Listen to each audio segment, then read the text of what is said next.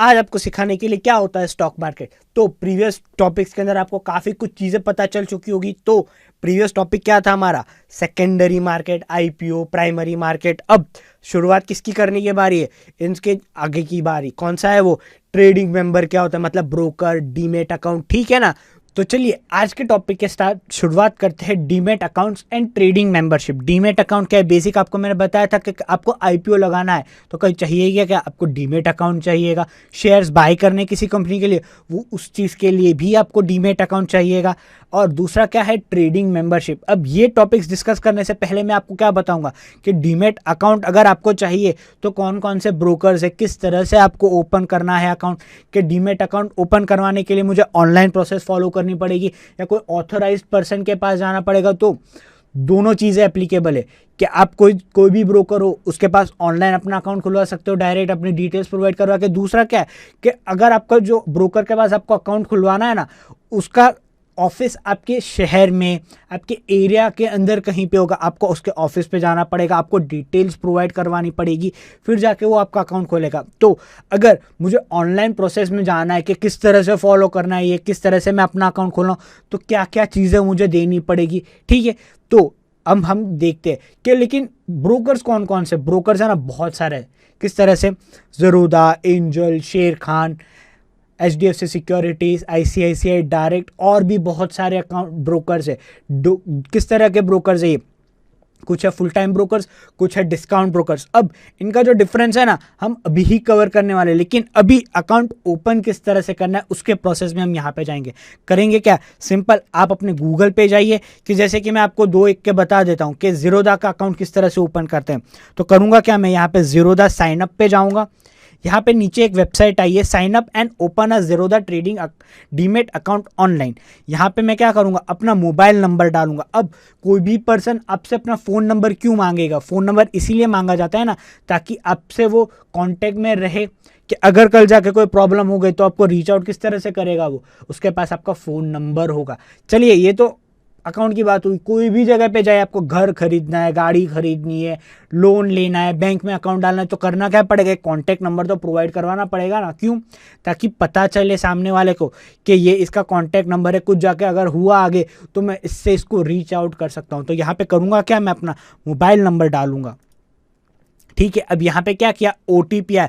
OTP का process आपको पता ही है ना, क्यों देते। अब कि अगर मुझे कोई ऑनलाइन पेमेंट करना है तो क्या करना पड़ता है, यूपीआई ट्रांजैक्शंस करे, पिन नंबर डाला, फिर भी क्या होता है, एक OTP आता है। क्यों, क्रॉस वेरिफिकेशन के लिए, कि ये मेरा अगर बैंक अकाउंट है, ये यूपीआई मैंने डाला है, तो क्या मैं यही पर्सन हूँ, इसीलिए OTP मांगते हैं ना, डबल वेरिफिकेशन के लिए। तो करूँगा क्या, मैं अपना OTP यहाँ पे डाल दूंगा, ठीक है। अब यहाँ पे वो मुझसे क्या पूछ रहा है, मेरे पैन कार्ड के डिटेल्स।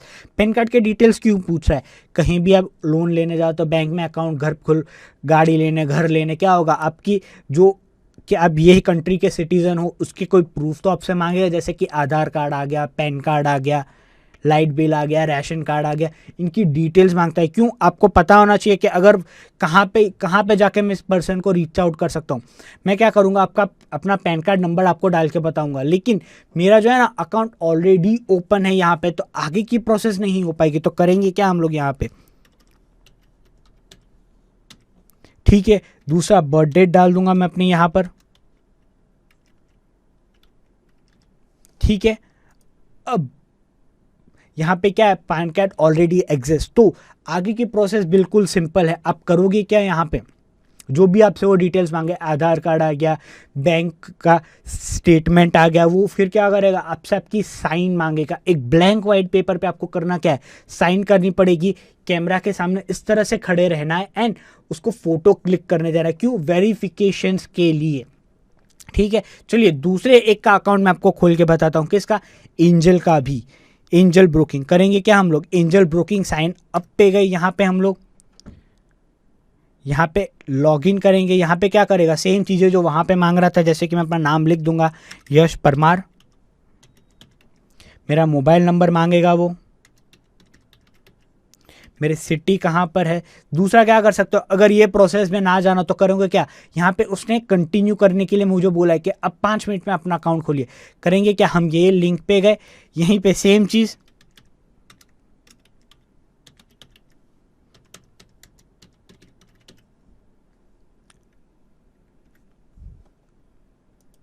ठीक है, मैं अपने सिटी डाल दूंगा। अब रेफरल कोड हमको नहीं पता तो हम कर क्या सकते हैं, जैसे कि कोई एक ब्रोकर है जो मेरा, जो मैं उसका आपको बता सकता हूँ। क्या कर सकते हो उसका, आप डाल सकते हो YYDB। क्या आप होगा, क्या आपके जो डीमेट अकाउंट्स है ना डायरेक्टली हमारे थ्रू ही खुलेंगे, हमारी अंडर ही ऑब्जर्वेशन में रहेंगे। अब करूँगा क्या, यहाँ पे मैं अपना OTP डालूंगा जो एंजल का आया हुआ होगा मुझे यहाँ पर।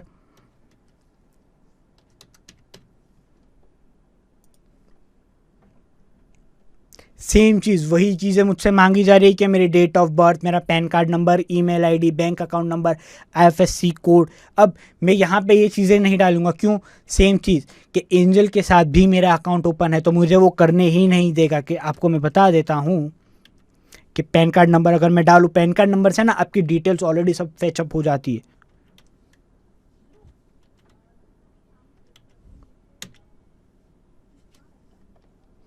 ईमेल एड्रेस,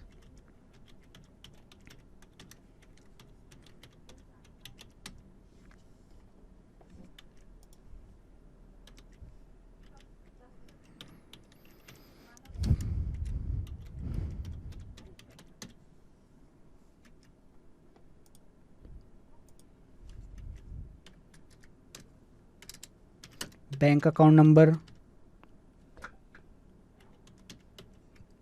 अपना कोड, ठीक है। अगर मैं प्रोसीड करूंगा तो क्या बोलेगा कि मैं ऑलरेडी एग्जिस्ट करता हूं यहाँ पे, इसीलिए मैं ना, मुझे वो अपना एंटर ही नहीं कर देगा। सेम प्रोसेस आप इसी के थ्रू जा सकते हो और अपना बैंक, अपना एंजल में भी अकाउंट ओपन कर सकते हो। ठीक है, तो चलिए स्टार्ट करते कि डीमेट अकाउंट्स क्या होता है, डीमेट अकाउंट किस तरह के ब्रोकर्स होते, चलिए। ठीक है, अब ब्रोकर कौन सा सिलेक्ट करना चाहिए हमको, तो ब्रोकर कौन से होते हैं, दो टाइप के ब्रोकर्स होते हैं। एक होता है फुल टाइम सर्विस ब्रोकर, दूसरा होता है डिस्काउंट ब्रोकर। अब दोनों में डिफरेंस क्या है, काम दोनों का सेम है, लेकिन फुल टाइम सर्विस वाले क्या होते हैं, अपार्ट फ्रॉम ब्रोकिंग सर्विसेज वो आपको कुछ एक्स्ट्रा सर्विसेज प्रोवाइड करते हैं। एक्स्ट्रा सर्विस किस तरह की, कि आपको वो सजेशंस देते हैं कि आप ये XYZ स्टॉक बाई कीजिए, इसके अंदर अच्छी आपको गेन्स मिल सकते हैं। दूसरा क्या होगा, आपको टाइम टू टाइम वो फ़ोन करेंगे, आपको आपके कांटेक्ट के अंदर रहेंगे। अब समझिए दूसरा एक सर्विस वो क्या प्रोवाइड करेंगे, सपोज कीजिए कि डीमेट अकाउंट मैंने खुलवा दिया, मुझे नहीं पता ट्रेड किस तरह से करना है, शेयर्स बाई किस तरह से करना है, तो कर क्या सकते हो आप अपने ब्रोकर को फ़ोन कर सकते हो। वो क्या करेगा, आप उसको बोलोगे कि भाई मेरे रिलायंस के 1000 शेयर ले ले, भाई मेरे टाटा TCS के शेयर्स ले ले, तो वो आपके बिहाफ पे शेयर्स ले लेगा। अब वो आपके बिहाफ पे शेयर्स लेगा तो वो फ्री में तो काम करेगा नहीं हमारे लिए, तो उसके लिए क्या करेगा, वो एक्स्ट्रा सर्विसेज के ब्रोकरेज है ना, वो हमेशा ज़्यादा चार्ज करने का ट्राई करेगा आपसे। दूसरा कौन सा होगा, discount broker. Discount broker same काम है, लेकिन वो जो एडिशनल सर्विस है ना कि फ़ोन कॉल करके ट्रेड करवाना, सर्विसेज में रहना, वो नहीं करेगा। आपको क्या करेगा, आपका यूज़र आईडी दे देगा, आपको पासवर्ड सेट करने देगा और बोलेगा ठीक है आप अपने तरीके से ट्रेड करिए, हमसे नहीं बोलिए। लेकिन वो क्या करेगा, आपको डिस्काउंट कम कर देगा। किस तरह से, flat 20 rupees, flat 30 rupees, XYZ। मतलब अगर मैंने दिन में एक ट्रेड किया तो मुझे ब्रोकरेज कितने लगाएगा, सिर्फ 20 रुपीज़। चाहे मैं 1000 शेयर खरीदूँ, 2000 शेयर खरीदूँ कि 10,000 शेयर खरीदूँ, लगाएगा कितनी, 20 फ्लैट। लेकिन इस तरह से नहीं, वो पर ऑर्डर पे लगाएगा। अगर मैं 1000 ऑर्डर डालूंगा तो ऑर्डर के हिसाब से 20 करके चार्ज करता जाएगा। ठीक है, ये एक बेसिक डिफरेंस होता है आपका फुल टाइम ब्रोकर एंड आपका डिस्काउंट ब्रोकर्स में। दूसरा क्या है, कुछ ऐसा ब्रोकर्स यूज कीजिए जो आपसे हिडन चार्जेस ना करे। कभी कभी क्या होता है, कुछ ब्रोकर्स है ना आपसे हिडन चार्जेस करते हैं, आपको बोलते हैं नहीं इतने ही हमारे ब्रोकरेज चार्जेस है, इससे ज़्यादा कुछ नहीं होगा, लेकिन उसके अंदर हमेशा कुछ ना कोई चार्ज आ ही जाता है। तीसरा आप क्या सोचोगे कि अगर मैं किसी के ब्रोकर के पास खुलाने जाऊं या ऑनलाइन खुलाने जाऊं, अकाउंट है ना, एप्लीकेशन ऐसा हो जो मुझे फ्रेंडली होकर वो जल्दी से समझ आ जाए, मुझे दिक्कत बिल्कुल भी ना करे समझने में। फिर क्या होगा, चलिए अगर मुझे ट्रेडिंग करना नहीं आता तो मैं ब्रोकर से करवा रहा हूं, तो ऐसा नहीं कि ब्रोकर ऐसा ना हो वो अपने बेनिफिट के लिए आपके अकाउंट के अंदर ट्रेड करता ही जाए, मतलब कि छोटी छोटी क्वांटिटीज में buy sell buy sell buy sell, profit loss करता जाए। उसके अंदर आपको कुछ बड़ा नहीं मिलेगा, होगा क्या, उसका बिजनेस हो रहा है वहाँ पे, मतलब चर्निंग कर रहा है वो वहाँ पे, तो ऐसा ब्रोकर भी नहीं होना चाहिए। अब डीमेट अकाउंट खुलाने के लिए आपके पास होना क्या चाहिए, एक Aadhaar card, PAN card and bank account, ये ऐसी चीज़ें हैं। तो जो हमेशा आपके आधार कार्ड से लिंक अप होनी चाहिए। कोई भी जगह पे अकाउंट खुले तो होगा क्या, आप है ना हमेशा टर्म्स एंड कंडीशन पहले ही देख लीजिए, पावर ऑफ अटर्नी के पेपर्स पढ़ लीजिए। आपको पता होना चाहिए कि ब्रोकर क्या क्या मुझसे चार्ज करने वाला है, क्या क्या चीज़ें। तो ये कुछ बेसिक चीज़ें होती है कि डीमेट अकाउंट किस तरह से ओपन करना है, डीमेट अकाउंट होता क्या है, किस तरह के डीमेट अकाउंट होता है। ठीक है, चलिए आगे का टॉपिक हम लोग स्टार्ट करते हैं, जो है ट्रेडिंग मेंबरशिप। अब ट्रेडिंग मेंबरशिप कौन होता है, मतलब ट्रेडिंग मेंबर। मैंने आपको बताया था एक्सचेंज पे आपको शेयर्स खरीदने होते हैं, आप डायरेक्टली ऐसे ही नहीं जा सकते, आपको कोई एक इंटरमीडिएटरी चाहिए। तो वो इंटरमीडिएटरी कौन है हमारे लिए, वो है हमारा ब्रोकर, मतलब ट्रेडिंग मेंबर। ट्रेडिंग मेंबर ऐसा पर्सन है ना जिसने एक्सचेंज के साथ मेंबरशिप लेके रखी हुई है कि मैं अपने क्लाइंट्स के बिहाफ पे यहाँ पे बाई एंड सेल करने आऊँगा। मतलब मैं अपने क्लाइंट्स को लेके आऊँगा एक यूनिक आईडी के थ्रू, एक डिफरेंट पैन कार्ड के थ्रू, जहाँ से वो आएंगे अपने शेयर्स खरीदेंगे और शेयर्स बेचने वाले हैं यहाँ पे। ठीक है, ये रूल्स रेगुलेशंस कैरा एक्ट से भी एक बड़ी बड़ी चीज़ें लगेंगी। हम करेंगे क्या, इसको आगे के जो हमारे टॉपिक्स है ना, लीगल फ्रेमवर्क्स, कैरा एक्ट से भी एक्ट, इसके अंदर पढ़ने वाले। बेसिक स्टॉक ब्रोकर क्या होता है अभी के लिए, कि मुझे जब भी शेयर बाय करना है ना, मुझे कोई एक इंटरमीडिएटरी पर्सन चाहिए जो मेरे बिहाफ पे जाए एंड ट्रेड कर सके।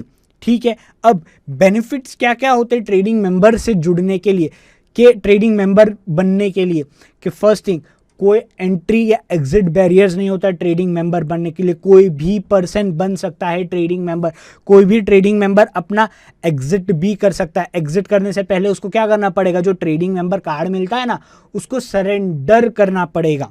दूसरा क्या है, access to nationwide trading facility. मतलब ऐसा नहीं कि मैं किसी पर्सन को फ़ोन करूँ कि भाई ये शेयर का प्राइस क्या चल रहा है, भाई मेरे ये शेयर खरीद ले तू। उसके लिए क्या होगा, वो डायरेक्टली ऑनलाइन है ना सर्च कर सकता है अपने एप्लीकेशन के थ्रू, डायरेक्ट देख लेगा, चल अच्छा रिलायंस का इतना प्राइस चल रहा है, टाटा कंसल्टेंसी का इतना चल रहा है, विप्रो का इतना चल रहा है। तो वो नेशन ट्रेडिंग वाइड फैसिलिटी। ऐसा नहीं कि आपने जो शहर में अकाउंट खोला है ना वही शेयर सेप्ट कर सकते हो।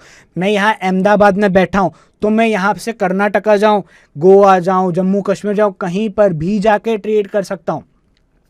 फिर दूसरा क्या है कि ट्रेडिंग मेंबर्स है ना आपको ट्रांसपेरेंसी देते हैं। किस तरह से, पहले के टाइम में क्या होता था, आपको फ़ोन करवा के ना ब्रोकर से शेयर्स खरीदवाने पड़ते थे, आप उसको बोलते थे। लेकिन अब क्या हुआ, डीमेट अकाउंट्स में जब से हम लोग शिफ्ट हुए ना, एप्लीकेशन यूज़ करना हर एक को आ चुका है। तो एप्लीकेशन में क्या है, देख लेगा अच्छा इसका ये प्राइस चल रहा है, मतलब ट्रांसपेरेंसी रही, कुछ हिडन नहीं रहा कि ब्रोकर पहले बोलते थे कि 2200 प्राइस चल रहा होता था 2190। तो डिफरेंस खाने का जो काम था ना वो ख़त्म हो गया है। दूसरा क्या हो गया, जो मैंने आपको बताया कि डीमेट शेयर्स पहले के टाइम पे क्या होता था कि आपको पेपर शेयर्स हमेशा दिए जाते थे। सिंपल वर्ड्स में मैं अगर आपको एक्सप्लेन करूं, बैंक अकाउंट हर एक का होता है। पहले जब मुझे बैंक का बैलेंस देखना पड़ता था तो क्या करना पड़ता था, एक पासबुक आती थी, पासबुक के अंदर मैं जाता था, बैंक के अंदर जो कैशियर होता था उसके पास लेके जाता था कि सर मेरे प्रिंट कर लीजिए, मुझे देखना है मेरे अकाउंट में कितने पैसे पड़े। तो मुझे वो प्रिंट करके देता था, फिर मुझे पता चलता था कि इतने पैसे हैं मेरे अकाउंट के अंदर। फिर जैसे जैसे हम इंटरनेट में शिफ्ट हुए, हमने क्या करना स्टार्ट कर दिया, अच्छा मेरा SBI में अकाउंट है, मेरा एक्सिस में अकाउंट है, मैं अपना यूज़र ID पासवर्ड डालता हूँ, जो साइन अप करूँगा, अच्छा मेरे अकाउंट में इतना पैसे ने क्लिक किया, चलो पता चल गया। तो सेम चीज़ है डीमेट के लिए। पहले क्या होता था, ब्रोकर्स आपको है ना पेपर के शेयर्स प्रोवाइड करके, आपने इतने शेयर्स करे उतनी उसके एग्रीमेंट पेपर में आपको दे देगा वो, ठीक है। लेकिन पेपर शेयर्स होने के फायदे क्या नहीं थे, मतलब कि होता क्या था कि सपोज कीजिए पोस्ट में आता था सबसे पहले। अब पोस्ट में आता तो टाइम काफ़ी लग जाता कि मैंने चलो आ गया, मैंने कहीं पे घर के अंदर रख दिया, गुम हो गया, या घर में किसी ने खेलने कूदने में कहीं में फाड़ दिया, फेंक दिया, पता नहीं चला, पानी गिर गया, कहीं कोई चूहा था तो उसने आधा पेपर खा दिया। तो ये सब चीज़ें ना बहुत डिसएडवांटेजेस होते थे एक पेपर शेयर्स होने के। तो सेबी ने क्या किया कि चलो इसको डीमेट अकाउंट में, मतलब इलेक्ट्रॉनिक वे के अंदर शिफ्ट हो जाए।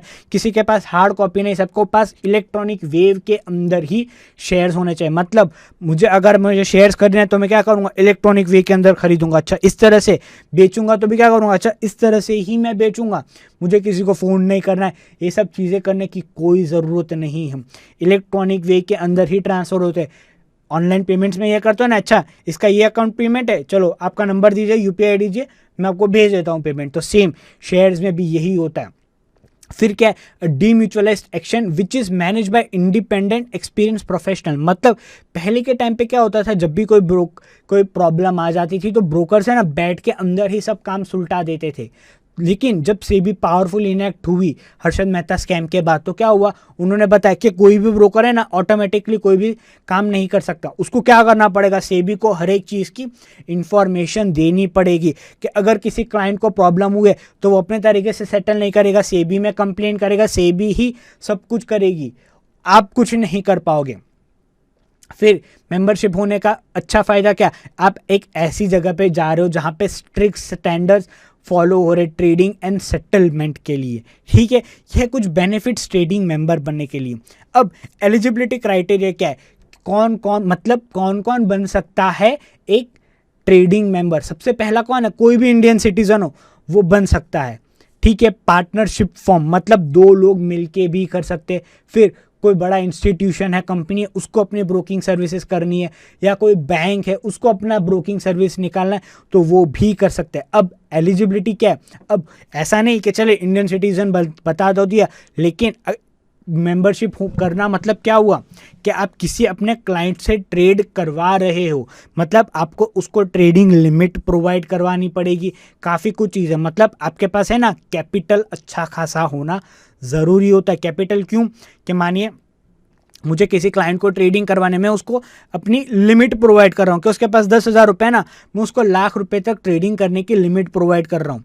मतलब 90,000 रुपये में उसको उधार दूंगा, लॉस हो सकता है तो रिस्क मुझे भी है उसको भी है, उसको लॉस हुआ तो मुझे भी दिक्कत होगी। तो इसी वजह से ये जो होता है ना पेड अप कैपिटल्स, ये मुझे पहले ही एनएससी के पास, एक्सचेंज के पास जमा करवाना पड़ता है कि आपका क्लाइंट ट्रेड करे कोई बात नहीं, पहले आप पैसा जमा कर दीजिए, ठीक है। फिर आपको क्या करना पड़ेगा, आपको एक interest free security deposit provide करनी पड़ेगी। इंटरेस्ट फ्री मतलब आप जो डिपॉजिट प्रोवाइड करोगे ना, आपको उस पर कोई भी इंटरेस्ट नहीं मिलेगा।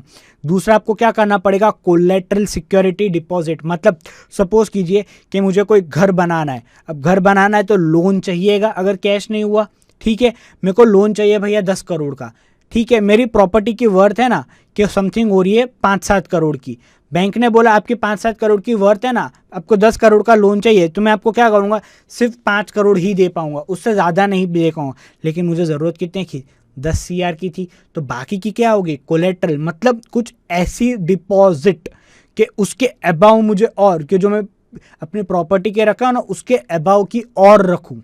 क्यों, एडिशनल, कि अगर जाके कल जाके मेरे कोई क्लाइंट ने डिफॉल्ट कर दिया, प्रॉब्लम हो गई, तो क्या होगा, इसके अंदर से ही सब सेटलमेंट करना आएगा। दूसरा क्या, मेरा एक ट्रैक रिकॉर्ड होना अच्छा ज़रूरी है। क्यों ट्रैक रिकॉर्ड, मतलब कि आपने पहले कोई फ्रॉड नहीं किया, आप पे कोई केसेस नहीं चल रहे फ्रॉडुलेंट एक्टिविटी के, आपका एजुकेशन है, एक्सपीरियंस क्यों ज़रूरी है, कि आप कोई प्रोफेशनल फील्ड के अंदर एंटर हो रहे हो, मतलब एक अच्छे लेवल वाली जगह पे जा रहे हो जहाँ पे आप बड़े बड़े क्लाइंट्स हैंडल करना हो सकता है, तो इसी वजह से ना एक्सपीरियंस होना ज़रूरी होता, तभी जाके आप क्या कर सकते हो, एक क्वालिटी ब्रोकिंग सर्विस है ना प्रोवाइड करवा सकते हो अपने क्लाइंट्स के लिए, ठीक है। ये होती है कुछ एलिजिबिलिटी क्राइटेरियाज। तो अगर आपको कोई भी डाउट हो, कोई भी सवाल हो, तो आप कर क्या सकते हो, नीचे गया डिस्कशन बॉक्स है वहां पे कमेंट कीजिए, आपके सवाल हम तक पहुंचाइए। होगा क्या, कब कमेंट करेंगे आपके साथ साथ बहुत सारे लोग होंगे जो कमेंट पढ़ेंगे, देखेंगे, उसको भी क्वेश्चन राइज होंगे, उसके दिमाग में भी अलग अलग चीज़ आएंगी। तो ये डिस्कशन बॉक्स पे अपने कमेंट पोस्ट करना बिल्कुल भी मत भूलिएगा।